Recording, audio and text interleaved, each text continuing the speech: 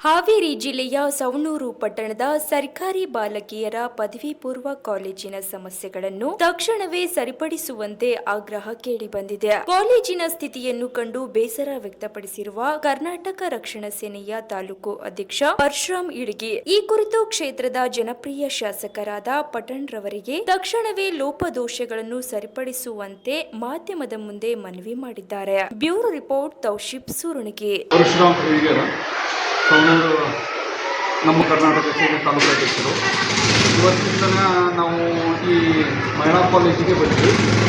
ಇದು ಬಾಲಕಿಯರ ಸರ್ಕಾರಿ ಪದವಿ ಪೂರ್ವ ಕಾಲೇಜು ಸವಣೂರು. ಇಲ್ಲಿ ನಿನ್ನೆ ನಮ್ಮ ಗುರುವಾರ ದಿನ 12:30 ನನಗೊಂದು ಫೋನ್ ಬಂತು, ನಮ್ಮ ಕಾಲೇಜಿನಲ್ಲಿ ಕುಡಿಯುವ ನೀರಿನ ಅಭಾವ ಇದೆ ಅಂತೇಳಿ. ಅದಕ್ಕೆ ನಾವು ವಿಚಾರ ಮಾಡ್ತಾಯಿದ್ವಿ, ನೋಡೋಣ ಹಂಗಾರ ಅಂತೇಳಿ. ಮತ್ತು ಶುಕ್ರವಾರ ಒಬ್ಬರು ಫೋನ್ ಮಾಡಿದರು, ನಮಗೆ ಹಿಂಗೆ ನೀರಿನ ಸಮಸ್ಯೆ ಭಾಳ ಐತೆ ಅಂತೇಳಿ. ಅದಕ್ಕೆ ಬಂದ್ವಿ, ನೋಡಿದ್ವಿ.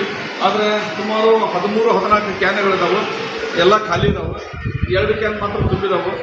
ಮತ್ತು ಇಲ್ಲಿ ಹುಡುಗರು ಈ ನೀರು ಕುಡಿಯೋದು ಅಷ್ಟೇ ಅಲ್ಲದೆ ಅದೇ ನೀರನ್ನು ಕೈ ತಗೊಳ್ತಾ ಇದ್ದಾರೆ ಅಂತೇಳಿ ಕೇಳ್ಪಟ್ವಿ.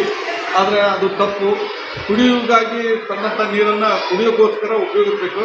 ಆದರೆ ಆ ಮಕ್ಕಳು ಅಥವಾ ಕಾಲೇಜ್ ವಿದ್ಯಾರ್ಥಿನಿಯರು ಈ ಕೈ ತೊಳೆಯುವಂಥ ಒಂದು ಕಾರ್ಯಕ್ರಮವನ್ನು ಬಿಟ್ಟು ಕುಡಿಯೋಕ್ಕೋಸ್ಕರ ಆ ನೀರನ್ನು ತಂದಿರ್ತಾರೆ. ಅದು ದುಡ್ಡು ಕೊಟ್ಟು ತಂದಂಥ ನೀರು, ಫಿಲ್ಟರ್ ಆದಂಥ ನೀರು. ಅದಕ್ಕೆ ಅದನ್ನು ಕುಡಿಯೋಕ್ಕೆ ಮಾತ್ರ ಉಪಯೋಗಿಸ್ಬೇಕಂತೇಳಿ ನನ್ನ ಒಂದು ಒಕ್ಕಲಿನ ಅಭಿಪ್ರಾಯ.